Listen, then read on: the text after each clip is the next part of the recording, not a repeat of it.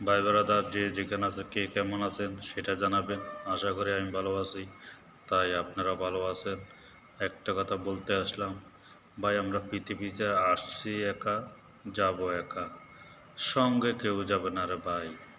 কারণ আমাদের সঙ্গের সাথী কেউ হবে না, শুধু সঙ্গের সাথী হবে আমাদের সাদা কাপড়, সেটা হলো সত্য।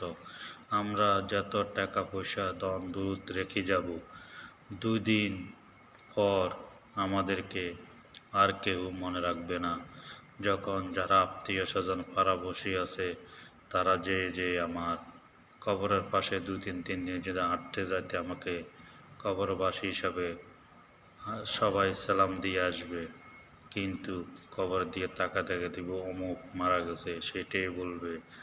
যারা নিজের আপনজন যারা আছে, তারাই দেখবেন এত বড় স্বার্থপর হয়ে যাবে। জায়গা জমিন টাকা পয়সা কোথায় আছে সেগুলা নিয়ে ভাগ করার শুরু করে দিবে।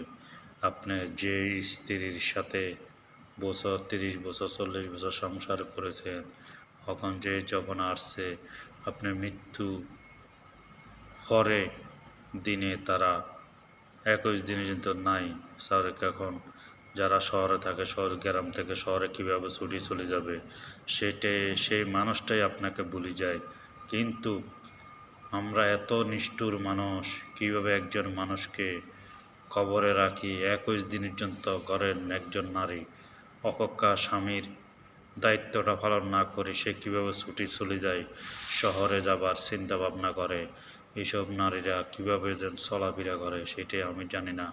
কিন্তু আমরাই নিজেরা বুঝি না, আমরা পুরুষ জাতি যারা টাকা পয়সা আমরা রুজু করতেছি, যে টাকার পিছনের জন্য আমরা এত শ্রম ঘাম দিচ্ছি, আমাদের ভবিষ্যতে আমাদের কি হবে সেটাই তো আমরা টাকা পয়সার আগে যেতেছি, সেটা কখনো আমরা তার জন্য বলে গরিব দুঃখী আত্মীয় স্বজন পাড়াবসী যারা আছে চলতে পারে না, তাদেরকে আমরা মন খুলি ভালোবাসা দিই, তাদেরকে আর্থিক সহযোগিতা করি।